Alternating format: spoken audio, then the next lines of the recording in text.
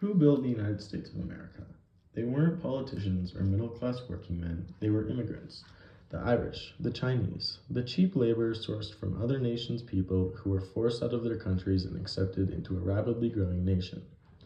With the current government restructuring itself under the Trump administration, the mistreatment of people seeking immigration is only increasing. The administration believes that immigration laws are too relaxed and is determined to act upon them. This, however, is morally incorrect. Immigration laws are already too strict, and the process and laws need to be made easier and less restrictive for the people who contribute the most to the United States. The immigration law that imposes a limit on the number of individuals allowed to immigrate, combined with the challenges and biases present in the immigration process, unjustly prevent people from coming to the United States. These immigration caps allow up to 675,000 permanent immigrant visas to be granted each year across various visa categories. Although this number appears substantial, it pales in comparison to the millions of foreigners seeking to immigrate legally to the United States.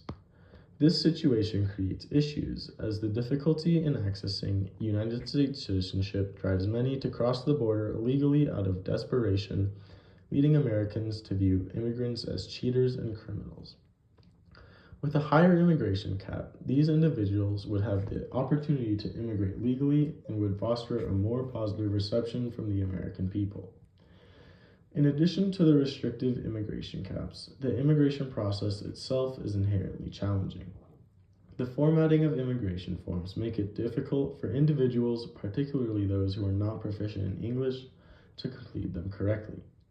For instance, from 1991 to 2020, 16%, or 2.5 million, applicants received a final denial based on procedural grounds. Common sense suggests that a higher number of individuals denied due to procedural issues could be mitigated by simplifying the process. Adding to Beer's information, it is crucial to note that by modifying the immigration process to make it more user-friendly, individuals seeking to immigrate to the United States will not be discouraged from applying. A simplified application process would instill confidence in applicants regarding their chances of obtaining citizenship, ultimately reducing the number of individuals unlawfully crossing the border due to a clearer documentation process. This benefits both the United States government and immigrants, as it lowers crime rates and simplifies immigration, providing economic advantages for both parties. Of course, many will disagree, arguing that immigrants are bad, criminal people and shouldn't deserve to immigrate at all, with President Donald Trump claiming that the United States provides sanctuary and protection for dangerous criminals. While Trump's claim is statistically correct, with 25,426 immigrants charged with felony illegal re-entry and 80,866 with misdemeanor improper entry into the country in 2019 alone, he is morally incorrect. This is because the 106,272 crimes were regarding illegal entry rather than serious crimes or actions that genuinely endanger the citizens of the United States. Does this not sound unreasonable? With less restrictive immigration policies, these crimes wouldn't even be committed, which benefits immigrants themselves by letting them immigrate while simultaneously making the American people view immigrants in a better light, since there will be fewer crimes being committed because their immigration would be legal, leaving no reason to prosecute them.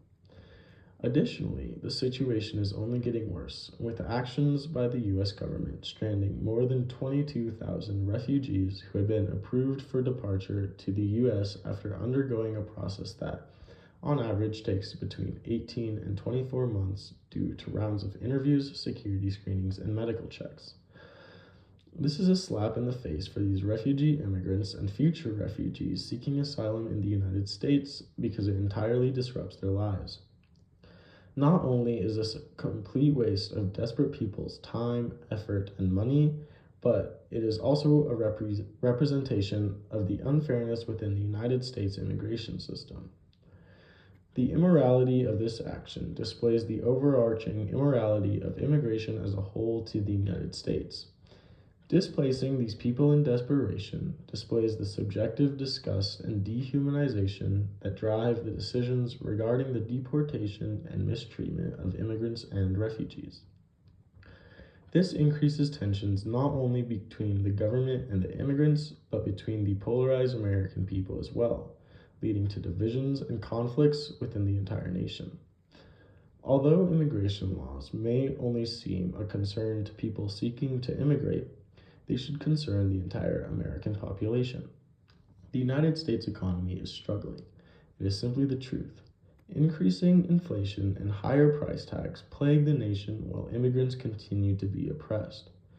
History so clearly shows the benefits and productivity that immigrants bring to the country. However, complicated laws and processes prevent these benefits from being utilized. Increasing the immigration cap or abolishing it entirely, along with simplifying the immigration process, will allow for a peaceful, empowering reconstruction of the United States as long as it isn't too late.